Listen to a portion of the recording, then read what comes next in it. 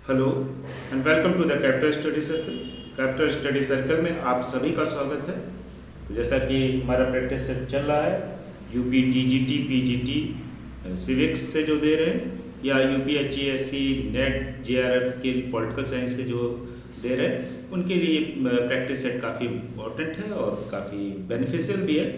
तो इससे पहले कि हम पहला क्वेश्चन देखें इस टेस्ट सीरीज़ का, हम आपको बताना चाहेंगे कैपिटल स्टडी सर्कल जो है ऑफलाइन भी आ चुका है। जो लोग हमसे जुड़ना चाहते हैं ऑफलाइन या ऑनलाइन भी जुड़ना चाहते हैं तो वो जुड़ सकते हैं। हमारा फ़ोन नंबर और व्हाट्सएप नंबर दिए हुए हैं, बाकी डिटेल भी हम आपको बाद में दे देंगे क्लास का।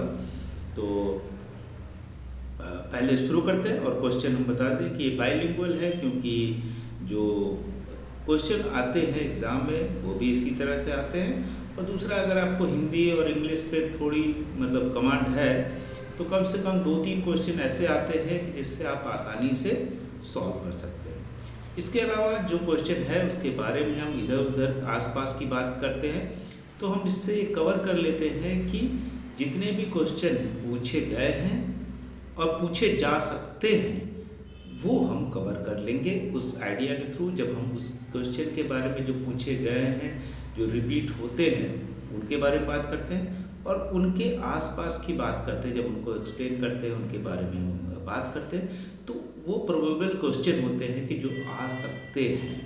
और 30% ही क्वेश्चन रिपीट होते हैं, 70% नए आते हैं। इसलिए जब हम कोई चीज़ समझा रहे हो, बात कर रहे हो, तो उसको ध्यान से समझिए, उसको ध्यान से याद रखिए, ताकि आप 30% पे तो कमांड हो ही, साथ ही साथ 70% पे कमांड होगी, तो आप 80-90% तक क्वेश्चन वहाँ पर सॉल्व कर सकते हैं। क्योंकि कई बार कुछ गलतियाँ हो ही जाती है, चाहे कितना भी हम रट के जाए, समझ के जाए, कितनी भी चीज़ें कर लें। तो पहला क्वेश्चन देख लेते हैं इस टेस्ट सीरीज़ का, आज की 80 नंबर टेस्ट सीरीज़ का। निम्नलिखित में से किसने बल दिया था कि शासक वर्ग का प्रभुत्व केवल खुले अवपीड़न के बजाय वैचारिक जोड़ तोड़ से प्राप्त होता है? Who among the following emphasized that the dominance of the ruling class is achieved by ideological manipulation rather than just open coercion? तो कौन है जो कह रहा है कि जब किसी का शोषण जो है, शासक वर्ग जो है अपना प्रभुत्व जो है या एक्सप्लॉइट करता है जो आम जनता को है, तो कैसे करता है? क्या वो फोर्सफुली करता है? कोई भी अगर पॉलिटिकल पार्टी के, चाहे वो इंडिया में हो, पाकिस्तान में हो, अमेरिका में हो, तो हर जगह ये माना जाता है कि पॉलिटिकल पार्टीज एक तरह से पावर को एंजॉय करती है, ना कि पीपल को सर्व करती हैं। तो आप देखेंगे कि लोगों का भला उतना नहीं होता जितना पॉलिटिकल पार्टीज या उनके जो नेता हैं उनका भला हो जाता है। तो ये कैसे होता है? क्या वो फोर्स करके अपने आप को वोट दिलवाते हैं? ऐसा नहीं है। क्या वो फोर्स करके अपने आप को कहते हैं कि हमको पावर में रहना है या हमको MP MLA बना रहना है या कोई पोस्ट? नहीं, वो हमेशा आइडियोलॉजिकल मैनिपुलेशन करते हैं, जिससे लोग फंस जाते हैं कि ये विचारधारा के रूप में या चीज़ों के रूप में मैनिपुलेट कर देते हैं, जोड़ तोड़ करते हैं, जिससे कि लोग अपनी जो बेसिक नीड है उससे हट जाए और ऐसी चीज़ों में उलझ जाए जिससे वो लोग सत्ता में आ सके। तो वो मैनिपुलेशन जिसको आता है वो कर लेता है, नहीं आएगा अगर ईमानदारी से आप काम करेंगे तो वो मैनिपुलेशन नहीं है। अब इस तरह के आइडिया को कौन ला रहा है? तो सबसे जरूरी चीज़ मैंने 4 नाम दिए: Michael Walzer, Antonio Gramsci, John Rawls और हन्ना अरेंट। तो सही आंसर क्या है? Antonio Gramsci. ग्राम्सी को अगर हम देखेंगे तो इन्होंने एक टर्म दिया था, हेजेमनी। हेजेमनी का आइडिया ही यही था, किसी का आधिपत्य या हेजेमनी जो होती है वो होता ही यही है कि हम किसी चीज़ को मान लेते हैं कि ये तो हमसे समझदार है या हमसे अच्छा सोच सकता है, या ये इसके पास तो पहले से ही इसके ख़ानदान के लोग बहुत बड़े रहे हैं, तो हम इनके सामने कहाँ टिकेंगे। तो हम पहले से ही वो मान लेते हैं कि ये बड़ा आदमी है और हम उसके सामने छोटे आदमी हैं। कोई ज़रूरी नहीं है कि वो किसी भी चीज़, आप हो सकता है एजुकेशन में आप ऊपर हों, लेकिन फिर भी आप किसको सुन रहे हैं? जो आपका नेता है, जो हो सकता है आपसे भी कम पढ़ा लिखा हो, लेकिन उसने एक हेजेमनी एस्टेब्लिश कर दी है। तो आप वो सोचने समझने की शक्ति कम हो जाती है लोगों की, तो इसी को हेजेमनी कहते हैं। और वही हेजेमनी को ही इसी कह रहे हैं कि ये आइडियोलॉजिकल मैनिपुलेशन है। तो एंटोनियो ग्राम्सी कहाँ के थे? इटली के थे, मार्क्सिस्ट थे। और जब फासिज्म आता है जो इटली के अंदर मुसोलिनी के थ्रू, तो मुसोलिनी इनको जेल में डाल देते हैं और ये ज़्यादातर ज़िंदगी के ज़्यादातर समय ये जेल में ही रहते हैं। वहाँ से ही जो है प्रिजन नोटबुक करके एक बुक लिखी जाती है, वो ऑल्दो बुक नहीं होती है, ये याद रखिएगा, प्रिजन नोटबुक भी पूछा जा सकता है। प्रिजन नोटबुक किसकी है? प्रिजन नोटबुक जो है वो है ग्राम्सी के। और कब लिखते हैं? ये उसी समय जब ये जेल में होते हैं तो इनको जो अखबार दिया था, तो अखबार के जो बचे हुए स्पेस में वो कुछ कुछ लिख के अपने साथियों को दे देते थे।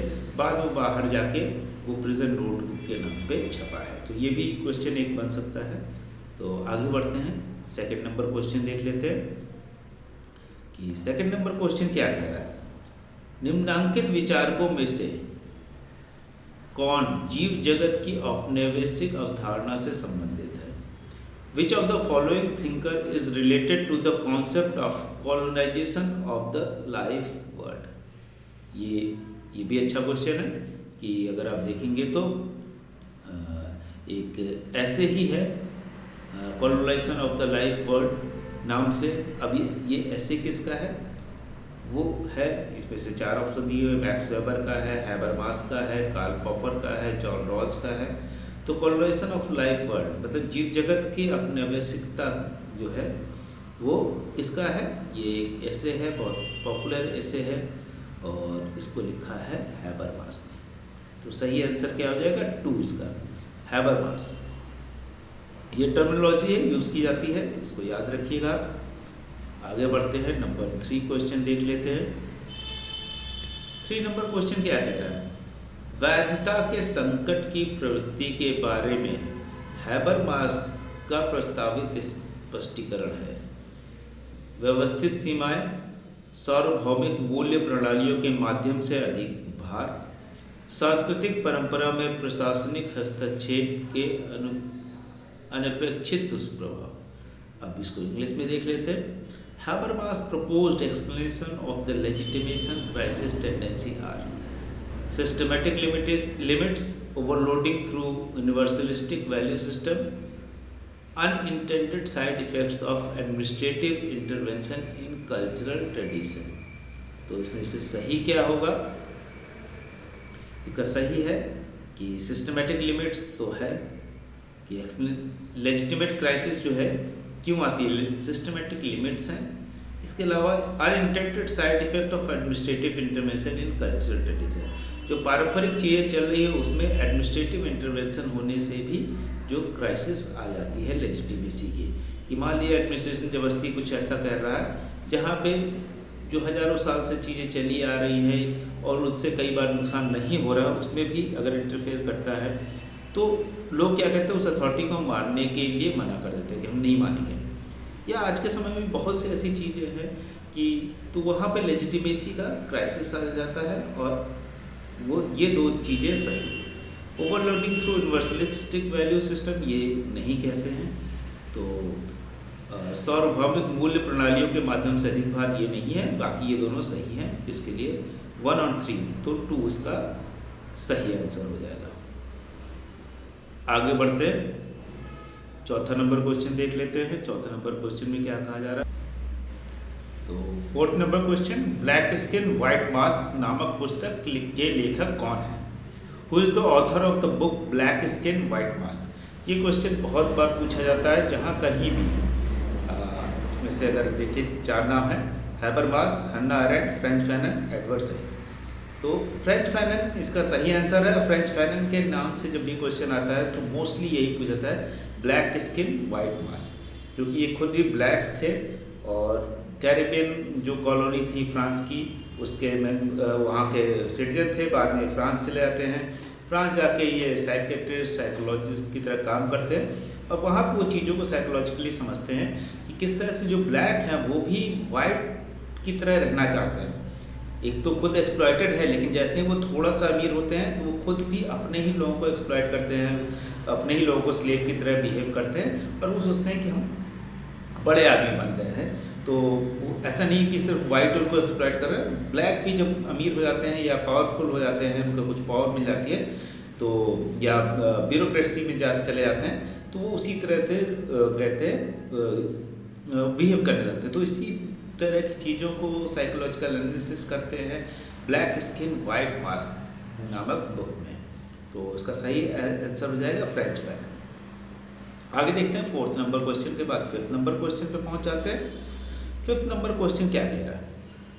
निम्नांकित विचारकों में से कौन ये मानता या मानती है कि पारंपरिक मूल्यों और पद सोपानों की गिरावट उन कारकों में से एक थी जिन्होंने नाजीवाद और स्टालिनवाद के प्रादुर्भाव का प्रतिपादन किया।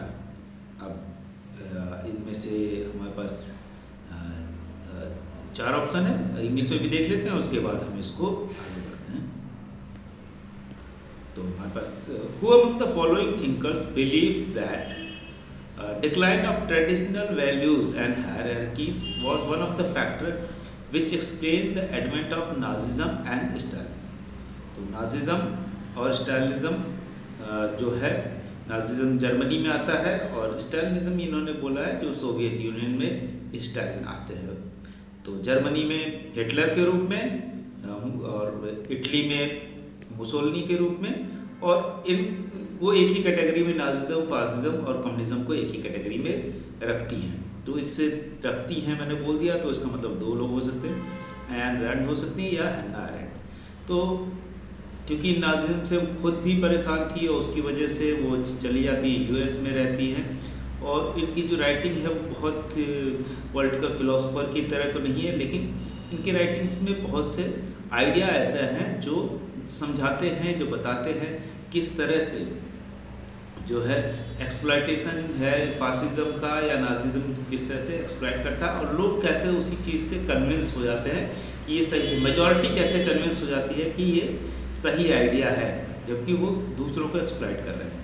तो सही आंसर तो इनका हन्ना अरेंट है। हन्ना अरेंट की अगर आप राइटिंग्स पढ़ेंगे तो उसमें ये चीज़ें लिखी हुई हैं कि किस तरह से राइज ऑफ जो है नाजिज्म बढ़ता है। उसमें कहते हैं कि जो ट्रेडिशनल चीज़ें थी, वैल्यूज़ जो थे, हायरार्कीज़ जो थी, वो ख़त्म हो गई इसकी वजह से। वैल्यूज़ होने से क्या होता था कि एटलीस्ट ये वैल्यू है कि अब किसी को मारना गलत है। अभी क्या हुआ, जब नाजिज्म आया तो उन्होंने क्या सोचा कि जो भी गलत कर रहा है उसको मार देने में कोई बुराई नहीं है अगर राष्ट्र को मजबूत बनाना है। तो जर्मनी को तो उन्होंने मजबूत बनाया, लेकिन उसी के साथ वहाँ के जो माइनॉरिटी थे ज्यूज़, उनके ऊपर काफ़ी अत्याचार किया, उनको कंसंट्रेशन कैंप में डाल दिया। हन्ना अरेंट भी कुछ दिनों तक रहती है अरेस्ट, लेकिन बाद में वो भाग जाती हैं और यूएस में वो सेटल हो जाती हैं। तो हन्ना अरेंट इसका सही आंसर होगा। आगे बढ़ते हैं, 5वें के बाद 6ठा देख लेते हैं। 6ठे में क्या कहा जा रहा है? हन्ना अरेंट के मानवीय गतिविधि संबंधी विचार से संबंधित निम्नांकित कथनों पर विचार कीजिए। अब मानवीय गतिविधि जो है जिसको हम कहते हैं ह्यूमन एक्टिविटीज़, इंग्लिश में देखेंगे। Consider the following statement regarding Hannah Arendt's thought about human activity. व्यवहारिक गतिविधि 3 व्यापक रूपों में एक पदानुक्रम में आती हैं: श्रम, कार्य और क्रिया, लेबर, वर्क एंड एक्शन। पदानुक्रम के शीर्ष पर श्रम है, तो at the top of the hierarchy is the labour. ये जो है ह्यूमन एक्टिविटीज़ में, ये अगर हम लाइन से देखें तो इनका जो है आइडिया, हायरार्की में देखें तो वर्क, लेबर एंड एक्शन 3 चीज़ें हैं कि वर्क जो है वो सभी लोग करते हैं, फिर लेबर, वर्क एंड एक्शन तो है, लेकिन एक्शन को ये सबसे सुपीरियर मानती है कि एक्शन का मतलब ऐसे लेबर जो है हम करते हैं कि जहाँ आपको मालूम नहीं होता इससे हमको कोई प्रॉफिट है या लॉस है या इसके बारे में कुछ सोच नहीं पाते। हम सिंपली स्लेव का एग्जांपल देते हैं कि स्लेव काम कर रहा है, खाना खा रहा है, काम कर रहा है, खाना खा रहा है, बस इतना ही है। तो हम लेकिन उसके बाद जो वर्क होता है, वर्क में हम थोड़ा सा अपने बारे में सोचते हैं और अपने फ्यूचर के बारे में सोचते हैं कि हम फ्यूचर जनरेशन को क्या देके जा रहे हैं। जैसे हम क्या देखेंगे तो लेबर जो काम करता है वो जितना खाता है, कमाता है, उतना खत्म करता है, अगली जनरेशन उसकी फिर कमाएगी, खाएगी। वर्क करने वाले जो हैं, वर्क इनका आइडिया है कि वर्क जो करते हैं वो फ्यूचर के लिए सेविंग करते हैं, घर बना के जाते हैं, सेविंग करके जाते हैं, गोल्ड में इन्वेस्ट कर देंगे कहीं और। लेकिन एक्शन जो होता है वो और सुपीरियर चीज़ है। तो एक्शन में क्या होता है कि हम सोसाइटी को कैसे चेंज करेंगे, कि हम जी तो रहे हैं, अपने फ्यूचर के बारे में भी सोच रहे हैं, लेकिन हम सोसाइटी में भी क्या कंट्रीब्यूट करेंगे, वो सबसे हायरार्की में सबसे ऊपर उसको रखती है कि इससे सोसाइटी में चेंज हो। जैसे कि अगर हम देखें कि तमाम सारे लोग पैसे तो कमा रहे हैं, लेकिन पैसा कमाने के बाद वो चैरिटी में दे रहे हैं कि उनको किसी खास तरह की सोसाइटी चाहिए, या तमाम सारे लोग पैसा नहीं भी कमा रहे हो तो भी अपनी लाइफ को सेक्रीफाइस करके वो ऐसी सोसाइटी बनाना चाहते हैं, चाहे वो गांधी हो, अम्बेडकर हो, नेहरू हो, या दूसरे लोग हो, या हम कह सकते हैं अलग तरह से जिन्ना हो, कि उनका भी आइडिया, हम इत्तेफाक रखें या ना रखें, लेकिन उनका भी आइडिया है कि उन्होंने अपनी लाइफ को सेक्रीफाइस करके कुछ अचीव करने की कोशिश की, जिससे सही में परिवर्तन हुआ सोसाइटी में। वो गलत है या सही है वो तो एक अलग चीज़ है। तो या हिटलर ने भी चेंजेस लाए हैं सोसाइटी में, वर्ल्ड वॉर हो गया उसकी वजह से, तो वो तो हो रहा है, लेकिन वो एक्शन का पार्ट है। अब उसमें गलत और सही वो हमारा जजमेंट के ऊपर है, किस तरह से हम उसको देखते हैं। तो 6 के बाद हम 7 देखते हैं। तो इसका सही आंसर क्या हो जाएगा कि ये तो गलत हो गया, लेबर वाला गलत हो गया, तो ये सेकंड गलत हो गया, फर्स्ट सही। तो फर्स्ट इसका सही आंसर है, फर्स्ट जो है वो इसका सही आंसर है। आगे बढ़ते हैं, 7 नंबर क्वेश्चन देख लेते हैं। निम्नलिखित में से कौन दक्षता और समानता के बीच सामंजस्य को स्वीकार नहीं करता या करती है? Who among the following does not accept trade-offs between efficiency and equality? अब इसमें से आप अगर देखेंगे तो कि उसमें माइकल वॉल्जर का नाम है, Bill Kymlicka, John Rawls, Hannah Arendt. Who among the following does not accept trade-offs between efficiency and equality? निम्नलिखित में से कौन दक्षता और समानता के बीच सामंजस्य को स्वीकार नहीं करता कि जितना दक्षता है उतनी ही मतलब समानता होनी चाहिए, जो दक्ष है उसके बीच में ही समानता होनी चाहिए, ऐसा नहीं मानते। उनका आइडिया है कि दक्षता जो है या एफिशिएंसी है वो जो है वो डिपेंड करती है कि आपको माहौल कैसा मिला। अगर आप गरीब हैं तो आपको बहुत सी चीज़ें नहीं मिलेंगी, या आप किसी खास मार्जिनलाइज कम्युनिटी के हैं तो हो सकता है बहुत सी चीज़ें ना मिले, या आपका जेंडर कुछ और है तो हो सकता है आपको बहुत सी चीज़ें ना मिले। तो इस चीज़ों से वो कह रहे हैं कि दक्षता पे इक्वालिटी का मतलब जो दक्ष है उसी को उसको समान ट्रीट किया जाए, बाकी लोगों को नहीं, तो ये गलत आइडिया। पहले उनको इक्वल अपॉर्चुनिटी मिले, इस तरह का आइडिया किसका है ये हम जानते हैं, जॉन रॉल्स का। Equal opportunity, fairness, justice as fairness की बात करते हैं, जस्टिस एज फेयरनेस, ये भी पूछा जा सकता है जस्टिस एज फेयरनेस किसका कॉन्सेप्ट है, तो भी जॉन रॉल्स का कॉन्सेप्ट है, क्योंकि इक्वल अपॉर्चुनिटी की बात करते हैं। बोलते हैं कि पहले आप इक्वल अपॉर्चुनिटी प्रोवाइड किए तब आप जो है एफिशिएंसी की बात कर सकते हैं। आगे बढ़ते हैं 8 नंबर क्वेश्चन पे। निम्नलिखित में से कौन आपसी सहयोग और पारस्परिकता के आधार पर एक सहकारी उद्यम के रूप में समाज के विचार को नकारता है? Who among the following rejects the idea of society as a cooperative enterprise based on the mutual benefit and reciprocity? तो फिर से 4 नाम, एंटोनियो ग्राम्सी आ गए, टी.एच. ग्रीन, हेगल और रॉबर्ट नॉजिल। तो अभी हमने जो बात की थी जॉन रॉल्स की, जॉन रॉल्स कैसा बात कर रहे थे, एक कोऑपरेटिव एंटरप्राइज की, कि सबको पहले समान अवसर मिले तभी समान जो कंपटीशन है, समान जो एलिजिबिलिटी है वो रखी जा सकती है। यहाँ पे भी अगर हम देखें भारत के अंदर भी तो कॉम्पिटिटिव एग्ज़ाम जो है, चाहे वो नेट हो या यूपीएचएससी हो, तो सबके लिए बराबर होगा। लेकिन क्या एजुकेशन सबकी बराबर है? कुछ लोग बहुत अच्छे यूनिवर्सिटीज़ में पढ़े होंगे जहाँ रेगुलर क्लास होती हो, कुछ लोग ऐसी जगह पढ़े होंगे जहाँ रेगुलर क्लास नहीं होती होगी, कुछ लोग ऐसी जगह पढ़े होंगे जहाँ कभी क्लास नहीं होती होगी, कुछ लोग ओपन यूनिवर्सिटी से पढ़े होंगे। तो क्या सभी लोग बराबर हैं? नहीं, लेकिन क्वेश्चन जो आता है वो सबके लिए बराबर आता है पेपर। तो अब उनको इक्वल अपॉर्चुनिटी नहीं मिली, ऐसा नहीं है कि वो पढ़ना नहीं चाहते थे, क्योंकि सीट भी तो लिमिटेड है सारी अच्छी यूनिवर्सिटी में। ऐसा नहीं कि आप सभी लोग पढ़ सकते हैं, कुछ ही लोग पढ़ सकते हैं, जितनी सीट होगी उससे ज़्यादा लोग नहीं पढ़ सकते, सारे लोग मेहनत करें तो भी नहीं पढ़ सकते। मान लीजिए 100 सीट है और 1000 लोग मेहनत करें तो कितने लोग पढ़ेंगे? पढ़ेंगे तो 100 ही, जब तक सीट ना बढ़ाई जाए। तो सीट ना बढ़ने की वजह से लोग नहीं पढ़ पा रहे हैं, इसका मतलब ये नहीं है कि लोग पढ़ना नहीं चाह रहे हैं। हो सकता है इसमें से कुछ लोग ना पढ़ना चाहते हो, 500 लोग नहीं पढ़ना चाहते, लेकिन फिर भी 500 लोग जो पढ़ना चाहते हैं उनको भी अपॉर्चुनिटी नहीं मिल रही। तो ये तो जॉन रॉल्स का आइडिया था कि उनको अपॉर्चुनिटी दीजिए।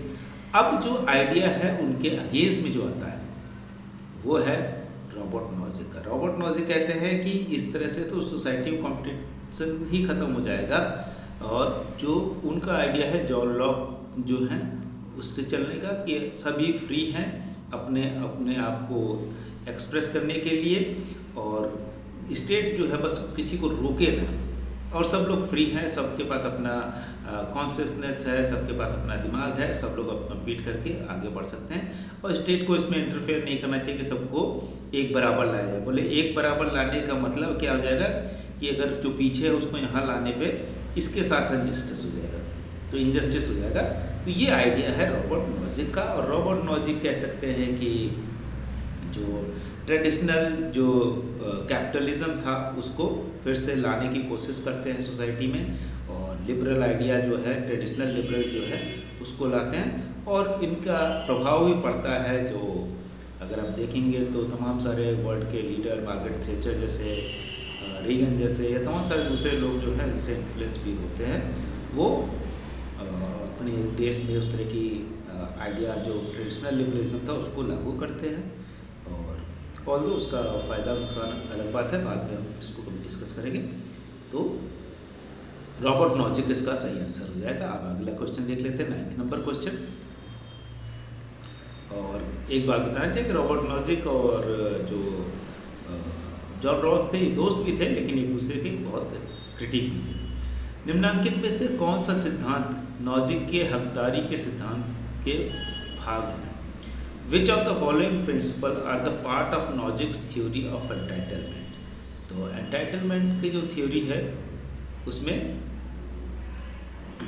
क्या क्या है? Principle of transfer, principle of fair equality of opportunity, principle of just initial acquisition, principle of rectification of injustice. Hindi में देख लें, स्थानांतरण का सिद्धांत, अवसर की निष्पक्ष समानता का सिद्धांत, न्यायपूर्ण शुरुआती अधिग्रहण का सिद्धांत, अन्याय परिशोधन का सिद्धांत। तो इसमें एक चीज़ जो है वो गलत है, principle of fair equality of opportunity. ये किसका है? जॉन रॉल्स का। जॉन रॉल्स कहते हैं कि अवसर की निष्पक्ष समानता का सिद्धांत होना चाहिए, और नॉजिक कहते हैं कि अवसर सबके पास है, उसमें निष्पक्ष समानता लाने के लिए अगर स्टेट उसमें इंटरफेयर कर रहा है तो वो गलत है। जॉन रॉल्स का आइडिया है कि स्टेट इंटरफेयर करके सबको बराबर लाए, उसके बाद लोग आपस में कम्पीट करें। इनका आइडिया है कि नहीं, स्टेट जैसे ही इंटरफेयर कर रहा है वो गलत कर रहा है, क्योंकि सब फिर जो पहले से आगे है, जो मेहनत कर रहा है, या जिसके साथ जो कह सकते हैं कि जिसको कोई मदद नहीं मिली उसके साथ इनजस्टिस हो जाएगा, जिसको मदद मिल रही हो उसके कंपैरिजन में। तो इसलिए इसमें ये गलत हो जाएगा। 2 जिसमें नहीं होगा वही होगा। 2 देख लेते हैं, 1, 3, 4 इसमें नहीं है, यही 2 इसका सही आंसर है, 9th का 2। आगे बढ़ते हैं, 10th नंबर क्वेश्चन देख लेते हैं। निम्नांकित में से कौन सी पुस्तक माइकल वॉल्जर द्वारा नहीं लिखी गई? तो इसमें से अगर आप नहीं भी जानते हैं, कुछ और जानते हैं तो उससे भी कर सकते हैं। जस्ट एंड अनजस्ट वॉर्स लिखी गई, स्फीयर्स ऑफ जस्टिस लिखी गई है, इंटरप्रिटेशन एंड सोशल क्रिटिसिज्म लिखा गया, आफ्टर वर्च्यू अगर आप जानते हैं तो अल्सदर मैकेंटायर के द्वारा लिखी गई है, इसलिए ये गलत होगा। 3 आफ्टर वर्च्यू, बाकी सारी इनके द्वारा लिखी गई पुस्तकें हैं। These are the books written by the Michael Walzer. 10th के बाद 11th देख लेते हैं। निम्नांकित में से कौन यह दावा करती है कि 3 तरह के राजनीतिक सिद्धांत हैं? व्याख्यात्मक, निर्वाचनात्मक, मानकी और चिंतनमूलक। Who among the following has claimed that there are 3 types of political theories, explanatory, interpretive, normative and contemplative. तो कौन है ये? तो चारों ऑप्शन देखते हैं। कंचन चंद्रा, भीखू पारेख, राजीव भार्गवा, गायत्री चक्रवर्ती स्पिवक। कंचन चंद्रा, भीखू पारेख, राजीव भार्गवा, गायत्री चक्रवर्ती, किसमें से कौन होगा? अगर देखें तो ये लोग पोस्ट मॉडर्निस्ट या सबाल्टर्न थिंकर्स भी हैं, और राजीव भार्गवा तो जो है इनका अगर हम देखें तो कम्युनिटी जो आइडिया है या जो मल्टीकल्चरलिज्म है, इन पे काफ़ी काम है और नई डिबेट भी शुरू करते हैं। तो सही आंसर भी है राजीव भार्गवा, जिनके 3 तरह से डिवाइड करते हैं, इंटरप्रेटिव, एक्सप्लेनेटरी या इंटरप्रेटिव, जिसको व्याख्यात्मक या निर्वचनात्मक कहेंगे। मानकी यहाँ का होगा, मानकी का मतलब नॉर्मेटिव, एंड कंटेम्पलेटिव चिंतनमूलक। तो राजीव भार्गवा इसका सही आंसर हो गया। ये याद रखिएगा, मॉडर्न थिंकर हैं, अभी जल्दी ही मतलब अगर कभी जीवित हैं और भारत के बड़े थिंकर्स में से एक हैं। आगे बढ़ते हैं, 12वां नंबर का क्वेश्चन देख लेते हैं। आधुनिक इतिहासवाद राजनीतिक लेखन के संदर्भ में डेविड ईस्टन द्वारा वर्णित निम्नलिखित में से कौन सा युग्म सही नहीं है? Which of the following pair is not correct as described by David Easton in context of modern historical political writing? तो इंस्टीट्यूशनलिस्ट चार्ल्स एच मैकविन, ये सही है। इंटरैक्शनलिस्ट एलन को बोलते हैं, सही है। मटेरियलिस्टिक डनिंग को, सही है। तो अगर ये तीनों सही हैं तो गलत कौन है? वैल्यूज राइटर्स सबाइन को वैल्यू राइटर नहीं मानते हैं, तो ये गलत है, बाकी सब सही है। तो 12वां का 4th होगा। आगे बढ़ जाते हैं 13वां नंबर क्वेश्चन पे। निम्नलिखित में से कौन से विद्वान राजनीतिक सिद्धांत के पाठवादी दृष्टिकोण का प्रतिनिधित्व करता है या करते हैं? Who among the following represent the textualist approach to the political theory? तो पहले तो देखिए कि टेक्सचुअलिस्ट होता क्या है। टेक्सचुअलिस्ट का मतलब या पाठवादी उस पर कहते हैं जो सिर्फ जो टेक्स्ट लिखा हुआ उस पर बिलीव करते हैं, ना कि उसका जो इंटेंशन है या कह सकते हैं उसका ऑब्जेक्टिव जो है या उसके पीछे की भावना क्या है, उस पर नहीं फोकस करते। वो बोलते हैं कि जैसे कॉन्स्टिट्यूशन है, तो कॉन्स्टिट्यूशन को एक्सप्लेन करने के लिए ये नहीं कहा सकता कि उसमें जो लिखा है, कि अगर आज वो लिखा है कि कह सकते हैं किसी भी चीज़ की सज़ा 7 साल या 14 साल से उम्र कैद 14 साल से अधिक नहीं होगी, तो हम कितना भी गुस्सा हो या कितना भी हो कि जज को लगे, लेकिन किसी चीज़ के लिए अगर सज़ा उम्र कैद देनी है तो वो 14 साल ही रहेगी। ऐसा नहीं है कि उसको आजीवन दे दें, या जैसे अमेरिका में देते हैं 300 साल की सज़ा, तो वो नहीं हो सकता। तो वो टेक्सचुअलिस्ट कहते हैं टेक्स्ट में ही बिलीव करते हैं, जो लिखा होता है वो अलग से उनको व्याख्या नहीं करते। अब ये क्या कह रहे हैं कि टेक्सचुअलिस्ट हु अमंग द फॉलोइंग, कौन कौन है इसमें से? तो क्वेश्चन क्या है, कौन कौन है? एंड्रू हैकर को मानते हैं, यस। जॉन क्लेमेंस को मानते हैं, ये दोनों को वो मानते हैं कि टेक्सचुअलिस्ट हैं। तो 1 और 2, इसका सही आंसर क्या हो जाए? 2। 13 के बाद 14 देख लेते हैं। 14, निम्नलिखित में से कौन आधुनिक समय के संकट के निवारण के लिए शास्त्रीय राजनीतिक सिद्धांत के महत्व की पुष्टि करता है? Who among the following refers the importance of classical political theory to remedy the crisis of modern times? तो इसमें 4 नाम हैं हमारे पास, और इस चारों नाम में से हम देखेंगे कौन है ऐसा जो कहता है कि फिर से ट्रेडिशनल जो आइडिया है उस पर ही जाना पड़ेगा, क्योंकि उस समय अगर देखें बिहेवियरलिज्म, पोस्ट मॉडर्न, ये एक्सप्लेन तो कर रहे हैं चीज़ों को, लेकिन सोल्यूशन कुछ भी नहीं दे रहे हैं। कि बता तो दे रहे हैं कि ये भी सही है, ये भी गलत है, ये भी ऐसा है, उसका हर चीज़ का क्रिटिक, लेकिन इसका सोल्यूशन नहीं दे पा रहे हैं। तो ऐसा कहते हैं सोल्यूशन के लिए क्या करना पड़ेगा? ट्रेडिशनल आइडिया पे जाना पड़ेगा। पारंपरिक जो आइडिया था, जहाँ पे वैल्यूज़ थी, जहाँ पे मोरल्स थे, ये सब चीज़ें फिर से लानी पड़ेगी। जैसे होता है कि अगर पीस है, पीस को मेंटेन करना, तो ये तो हमेशा से बोला जा रहा है ना, कोई नई चीज़ नहीं है। या कहते हैं दूसरे का नुकसान नहीं करना या कोऑपरेट करना, तो ये जो आइडिया है ये हमेशा से ट्रेडिशनल थ्योरीज में रहा है, लेकिन मॉडर्न थ्योरीज क्या कह रहा है, सेल्फ इंटरेस्ट या अपना नेशन इंटरेस्ट देखिए, उससे क्या हो रहा है, हम बहुत आगे नहीं बढ़ पा रहे हैं। हम जब अपना नेशन इंटरेस्ट देखेंगे तो दूसरा भी अपना नेशन इंटरेस्ट देखता है, तो जब हमको ज़रूरत पड़ती तो वो हमें सपोर्ट नहीं करेगा, तो अल्टीमेटली क्या हो रहा है, हम वहीं रह जा रहे हैं, उतनी तरक्की नहीं कर पाए जितना हम सोच रहे हैं। तो इसका सोल्यूशन क्या है कि अगर हम फिर से पीसफुल रहें, कोऑपरेट करें, तो हम ज़्यादा बेटर लाइफ जी पाएंगे, इंटरनेशनल लेवल पे भी और पर्सनल लेवल पे भी। ये कौन कहता है, एक बड़े सोशोलॉजिस्ट हैं जिसका नाम है लियो स्ट्रॉस। तो थर्ड नंबर लियो स्ट्रॉस के लिए सही हो जाएगा। आगे बढ़ते हैं, 15 नंबर क्वेश्चन देख लेते हैं।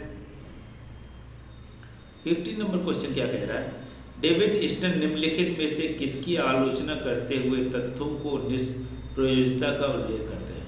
David Easton mentions surfeit of facts criticizing which of the following. किसको कहते हैं कि जो है सरफेट ऑफ फैक्ट्स का मतलब होता है कि जो सिर्फ फैक्चुअल बातें कर रहे हैं, फैक्ट्स पे ही बात कर रहे हैं, फैक्ट जो है उस पर ही बिलीव करेंगे, उसके आसपास की चीज़ों में बिलीव नहीं करेंगे, या हम उसको जो फैक्ट्स दिखा रहा है उसी को सही मानते हैं। तो फैक्ट्स, क्योंकि फैक्ट्स का इंटरप्रिटेशन होता है। फैक्ट्स तो जैसे हम देखें कि इंडिया में जो है करप्शन बहुत कम करप्शन होता है। क्यों? क्योंकि करप्शन के मामलों में जितना हम देखें, जितना मर्डर हो रहा है या रेप हो रहा है, उसके जो केसेस हैं वो ज़्यादा हैं, करप्शन के केसेस बहुत कम है। या नेताओं में करप्शन तो बहुत कम हो जाएगा, क्योंकि बहुत ही कम, रेयरली पूरे इंडिया के 70 साल के इतिहास में देखें तो 100 लोगों को भी सज़ा नहीं हुई। तो 100 नेताओं को भी अगर सज़ा नहीं हुई, इसका मतलब इंडिया के कोई नेता करप्ट नहीं है। तो ऐसा नहीं, फैक्ट्स तो अलग चीज़ है, लेकिन हमको मालूम है कि बहुत फैक्ट्स के आगे के और पीछे की चीज़ें अलग अलग होती हैं। या हम कहें ब्यूरोक्रेट्स, तो इसका मतलब है कि ब्यूरोक्रेट्स पकड़े जाते हैं, लेकिन कितने ब्यूरोक्रेट्स, साल में मुश्किल से 100। तो इसका मतलब बाकी जो कई लाख ब्यूरोक्रेट्स हैं वो सारे ईमानदार हैं, ऐसा नहीं। तो फैक्ट्स जो है वो ईमानदारी या चीज़ों को नहीं दिखाता। अब इसका क्रिटिसाइज, जो फैक्ट्स पे बहुत ज़्यादा फोकस कर रहे थे, वो कौन थे, जेम्स ब्राइस। जेम्स ब्राइस को ये क्रिटिसाइज करते हैं कि ये ज़्यादा सरफेट ऑफ फैक्ट्स मतलब अति हो गई है फैक्ट्स की, फैक्ट्स पे ही सब कुछ नहीं चल सकता। क्योंकि डेविड ईस्टन पहले बिहेवियरिस्ट थे जो फैक्ट्स पे बात करते हैं, बाद में पोस्ट बिहेवियरिस्ट हो जाते हैं, और ये फैक्ट्स के आगे वैल्यू की भी बात करने लगते हैं। आगे बढ़ते हैं, 15 के बाद 16 देख लेते हैं। 16 नंबर क्वेश्चन क्या कह रहा है, निम्नलिखित में से किसने चार्ल्स मेरियम को राजनीति के लिए मनोविज्ञान का महत्व को समझने वाले राजनीतिक वैज्ञानिक में प्रथम माना है। Who among the following credited Charles Merriam as being the first among the political scientists to see the importance of psychology for politics? कि पॉलिटिक्स में जो साइकोलॉजी है उसका एक अलग से इम्पोर्टेंस है, और उसको समझने के लिए चार्ल्स मेरियम को फर्स्ट मानते हैं। तो वो कौन है? क्वेश्चन यहाँ पे कि वो है, अब 4 ऑप्शन है, A.L. लोवेल, ग्राहम बेल्स, जॉर्ज कैटलिन, हैरोल्ड लॉसवेल। तो हैरोल्ड लॉसवेल का पूरा H.D. लॉसवेल भी आ सकता है नाम, क्योंकि हैरोल्ड डुविट लॉसवेल हो जाएगा, तो ये भी नाम हो सकता है। ये हैरोल्ड लॉसवेल एक थिंकर थे, political scientist, American political scientist है, और पब्लिक एडमिनिस्ट्रेशन में भी इनको पढ़ा जाता है, और ये साइकोलॉजिकल अप्रोच जो ह्यूमन अप्रोच है उसमें बिलीव करते हैं। और ये जो है साइकोलॉजिकली ह्यूमंस को चार्ल्स मेरियम को क्रेडिट देते हैं कि इन्होंने साइकोलॉजी और पॉलिटिक्स को एक साथ देखने की कोशिश की, पॉलिटिक्स को सिर्फ पावर के सेंस में नहीं देखा। आगे बढ़ते हैं, 16 के बाद 17 देख लेते हैं। 17 नंबर क्वेश्चन क्या कह रहा है, निम्नांकित कथनों पर विचार कीजिए।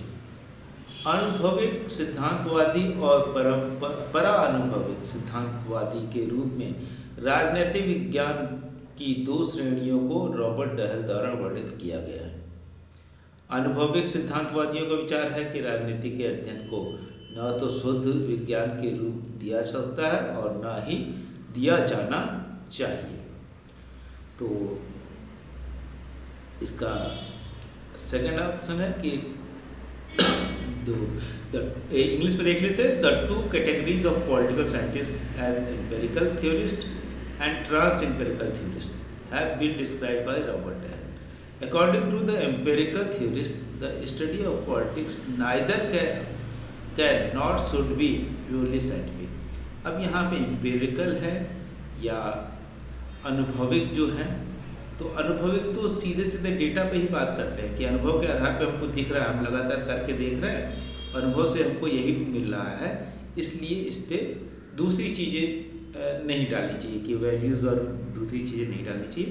तो ये गलत हो जाएगा कि ये एम्पेरिकल क्या होता है, ये neither can should be purely scientific. ये कहते हैं प्योरली साइंटिफिक हो सकती है, ये गलत है। Neither can not should B, विज्ञान का रूप दिया जा सकता है और दिया जाना चाहिए, ये ना नहीं होगा यहाँ पे, इसलिए ये गलत हो जाएगा। इसका सही आंसर क्या आ जाएगा 1 फर्स्ट, कि जो एम्पेरिकल थ्योरिस्ट है रॉबर्ट हेल तो दो तरह से बांटते हैं, एक एम्पेरिकलिस्ट और एक नॉन एम्पेरिकलिस्ट जो है ट्रांस एम्पेरिकलिस्ट, जो बहुत से और फैक्टर्स को भी कंसीडर करते हैं।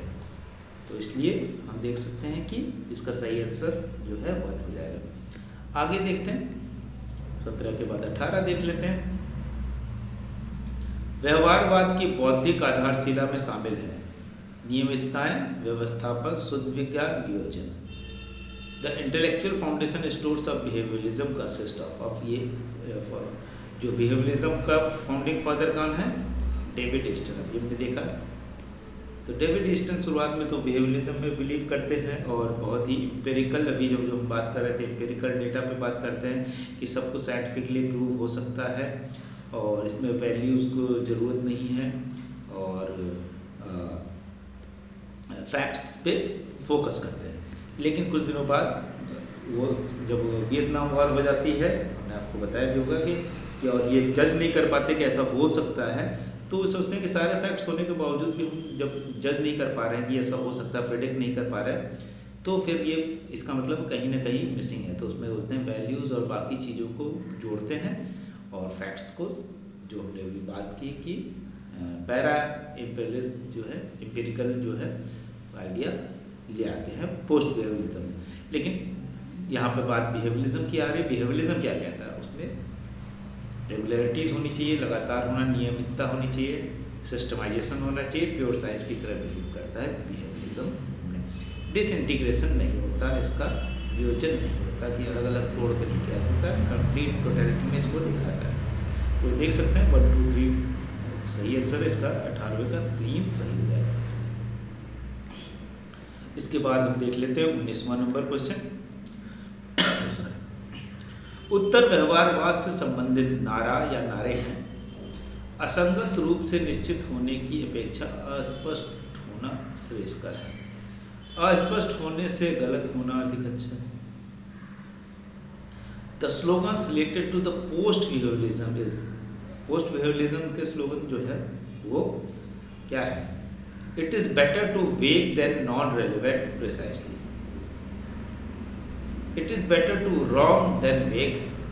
तो यहाँ कहते हैं कि दोनों थोड़ा सा कंफ्यूजिंग है कि अगर आप देखेंगे वेग है, इसका मतलब अस्पष्ट होना श्रेयस्कर है। अगर आप निश्चित नहीं हैं उससे अच्छा है कि आप अस्पष्ट हो। अब यहाँ क्या क्या, अस्पष्ट होना गलत है, अधिक अच्छा है गलत होने से, कि आप गलत हैं लेकिन अस्पष्ट, is better to be wrong than vague. तो इससे अच्छा गलत होना सही है, वेग होना गलत है, मतलब जो अस्पष्ट होना से अच्छा है अब गलत हो जाए, तो ये तो नहीं होगा।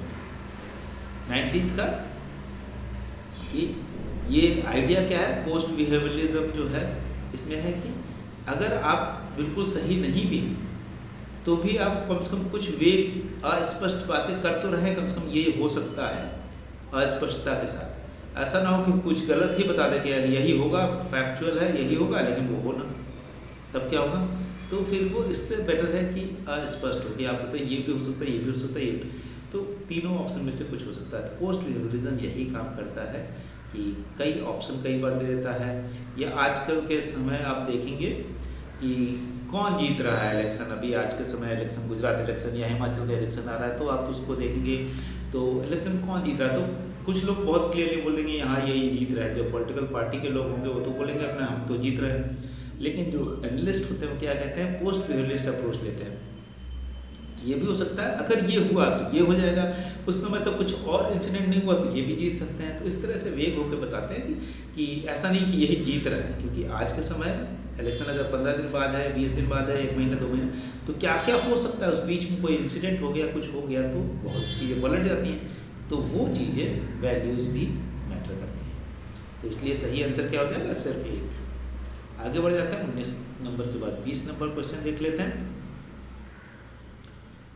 निम्नांकित में से किसका संबंध उत्तर व्यवहारवादी क्रांति की प्रकृति से है? पोस्ट बिहेवियरिज्म के बाद हम बहुत बार आप बात कर रहे हैं, पोस्ट बिहेवियरिज्म की जो क्लास है उसमें हमने आपको काफ़ी डिटेल में पढ़ाया भी है चीज़ें।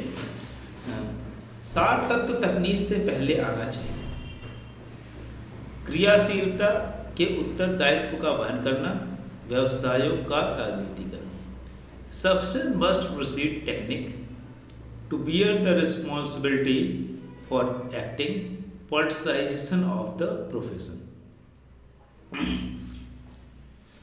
तो इसमें कौन सा सही होगा कि अगर पोस्ट बिहेवियरिस्ट आइडिया में देखें तो इसमें तीनों ही सही है कि ये जरूरी है, रिलेटेड है। फोर्थ इसका सही है कि सब्सटेंस मस्ट प्रोसीड टेक्निक, की जो सब्सटेंस जो आप ला रहे हैं, जो आइडिया है या उसमें टेक्निक का भी इस्तेमाल होना चाहिए। To bear the responsibility of acting, कि जैसे एक्ट भी कर सकते हैं, जैसे होता है ना कि आज के समय एक आइडिया होता है कि आपका काम सिर्फ रिपोर्टिंग करना है। अगर आप जर्नलिस्ट हैं और कोई किसी को मारने वाला है तो आप क्या कहेंगे, आप उसको सिर्फ रिपोर्ट करेंगे या एक्ट भी कर सकते हैं। तो पोस्ट बिहेवियरिस्ट कहते हैं वहाँ पे एक्ट भी करना जरूरी है, ना कि सिर्फ आपका काम रिपोर्टिंग है तो मारता रहे मैं अब रिपोर्ट करता रहूँगा, तो वो सही नहीं मानेगी, क्योंकि वैल्यूज़ भी जोड़ देते हैं post behaviour. Politicisation of the profession obviously ये भी जरूरी है। तो 20 में जो है तीनों सही हैं। आगे बढ़ते हैं, 21 नंबर क्वेश्चन देख लेते हैं। राजनीति में व्यवहार संबंधी अनुनय का संबंध इस बात से है कि व्यक्ति राजनीतिक रूप से क्या करता है और उसके व्यवहार से क्या तात्पर्य है। यह कथन किसका है? तो the behaviour persuasion in the politics is concerned with what man does politically and the meaning he attaches to his behavior. Who said this? तो इसका सही आंसर क्या हो जाएगा? हिंज एउला। हिंज एउला ने ये बात कही थी कि बिहेवियर जो है राजनीति में व्यवहार संबंधी अन्याय का संबंध इस बात से है कि राजनीतिक रूप से क्या करता है और उसके व्यवहार से क्या तात्पर्य है। आगे बढ़ जाते हैं, 22 नंबर क्वेश्चन देख लेते हैं। हमारे लिए यह निरर्थक प्रयास होगा कि अपने तथ्यात्मक ज्ञान को हम एक मुहरबंद कीटाणु नाशक पात्र में एक तरफ रखें और मूल्यों को दूसरी तरफ, जहाँ वास्तविकता से उसका किसी प्रकार का संबंध ही न रह जाए। तो कौन हो सकता है इसमें? आप देखेंगे कि इंग्लिश में देख लें, it is no help to us to set our factual knowledge of one side neatly sealed up in a aseptic container at values of the other side where they have no bearing। कि हम जो बेकार होगा कि अगर हम जो अपना ज्ञान है, तथ्यात्मक ज्ञान है, फैक्चुअल है, कि अगर उसको वैल्यूज से हटा दें। सारे फैक्चुअल आइडिया तो हैं हमारे पास, लेकिन वो फैक्चुअल आइडिया अगर वैल्यूज़ के साथ नहीं है, अगर वो वैल्यूज़ के साथ मान लीजिए कि हमको मालूम है कि ये डेवलपमेंट हो सकता है अगर हम कुछ लोगों को मार दें, तो लेकिन क्या वो मोरली सही होगा? नहीं। या किसी की ज़मीन हम ज़बरदस्ती हड़प लें, उस पर हम इंफ्रास्ट्रक्चर प्रोजेक्ट बना दें, तो वो इंफ्रास्ट्रक्चर से तो हो सकता है कि आपको फ़ायदा हो, देश को फ़ायदा हो, लेकिन मोरली वो चीज़ें गलत होंगी। बोले कि इस तरह से हम नहीं कर सकते। तो मोरल वैल्यूज़ जो है उसको भी, वैल्यूज़ को बहुत ज़्यादा इम्पोर्टेंट देते हैं। और ये कौन देगा? पोस्ट बिहेवियरिस्ट जो होंगे। पोस्ट बिहेवियरिस्ट इसमें कौन है? अगर देखें तो एक ही रॉबर्ट डहल का नाम आता है। आगे बढ़ जाते हैं, 23 में देखते हैं। अपनी पुस्तक a frame for political analysis में डेविड ईस्टन राजनीतिक जीवन को मानता है। In his book a framework of political analysis David Easton describe political life as, किस तरह के मानते हैं डेविड ईस्टन? इसमें हमारे पास 4 ऑप्शन दिए हुए हैं। A system of process, a para political system, a system of behaviour, a system of circumscribed circle. तो हमने देखा है ये बिहेवियरिस्ट हैं और बाद में पोस्ट बिहेवियरिस्ट बन जाते हैं डेविड ईस्टन, व्यवहारवादी हैं और बाद में उत्तर व्यवहारवादी भी बन जाते हैं, इसलिए अ सिस्टम ऑफ बिहेवियर इसका सही आंसर होगा। आगे बढ़ जाते हैं 23 के बाद 24 नंबर देख लेते हैं। 24 नंबर, डेविड ईस्टन समूहों और संगठनों की आंतरिक राजनीतिक व्यवस्था को संदर्भित करता है। David Easton refers to the internal political system of groups and organisation as, इसका सही आंसर क्या होगा? जो ग्रुप और ऑर्गेनाइजेशन है उसको क्या कहते हैं? Para political system. इसका सही आंसर है para political system. David Easton से पूछा जाए कि internal political system of groups and organisation को क्या कहते हैं? Para political system. आगे बढ़ते हैं, लास्ट क्वेश्चन, इसके बाद हम खत्म करते हैं। एक राजनीतिक व्यवस्था में मांगों के अधिभार का कारण है। The reason for the overload of the demands in political system is, मांगों की संख्या बहुत बढ़ जाती है, मांगों की संख्या कम होते हुए भी उनका दबाव बढ़ जाता है।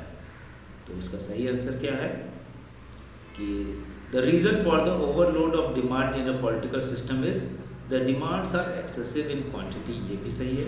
Though, the demands are few in number but exacting in the nature, कि उसका दबाव बढ़ जाता है। तो दोनों ही सही है, इसलिए इसका सही आंसर क्या रहेगा? 3। ये सिस्टम अप्रोच में है, यहाँ पे आप देखते हैं इनपुट आउटपुट वाला कॉन्सेप्ट है। इनपुट होता है वहाँ पे प्रेशर बनता है, फिर आउटपुट आता है, उसमें जो कमियाँ रह गई फिर से वो इनपुट में जाती है, ये सही है। अब हम आगे देख लेते हैं। अगर आप हमसे जुड़ना चाहते हैं, अगर आप हमसे बात करना चाहते हैं तो हमारा फ़ोन नंबर 6001203135 पे कर सकते हैं, कॉल कर सकते हैं। व्हाट्सएप 6001939975 पे कर सकते हैं। वेबसाइट हमारी capitalstudycircle.com, फेसबुक, इंस्टाग्राम, टेलीग्राम पे कैपिटल स्टडी सर्कल के नाम से है। ईमेल thecapitalstudy20@gmail, आप उस पर कॉल कर सकते हैं, ईमेल कर सकते हैं। अगर आपको पीडीएफ चाहिए या किसी और तरह का असिस्टेंट या कोई बुक चाहिए पीडीएफ फॉर्म में, तो हमारे पास अगर हमारे लाइब्रेरी में अगर वो पीडीएफ फॉर्म में होगी तो हम उसको सर्च करके आपको ज़रूर भेज देंगे। और इसके अलावा हम आपको बताना चाहेंगे कि अगर आप कोई रिसर्च से रिलेटेड कुछ कर रहे हैं तो आप हमसे हेल्प ले सकते हैं, आपको पूरी हेल्प मिलेगी। अलग अलग यूनिवर्सिटीज़ के प्रोफेसर हमारे साथ जुड़े हुए हैं जो आपको हेल्प करेंगे। और अगर आप एडमिशन लेना चाहते हैं, इंट्रेंस देना चाहते हैं तो भी, और इसके अलावा अगर आप ऑलरेडी रिसर्च में हैं तो भी हम आपको हेल्प कर सकते हैं। और आपको अगर ये वीडियो अच्छा लगा हो तो लाइक कर सकते हैं, शेयर कर सकते हैं, और ऑब्वियसली अगर नोटिफिकेशन चाहते हैं तो सब्सक्राइब कर लीजिए ताकि हम जब भी नया वीडियो डालें इमीडिएटली आपको पता चल जाए। Thank you very much. कल हम फिर एक नए वीडियो के साथ मिलेंगे। Thank you very much.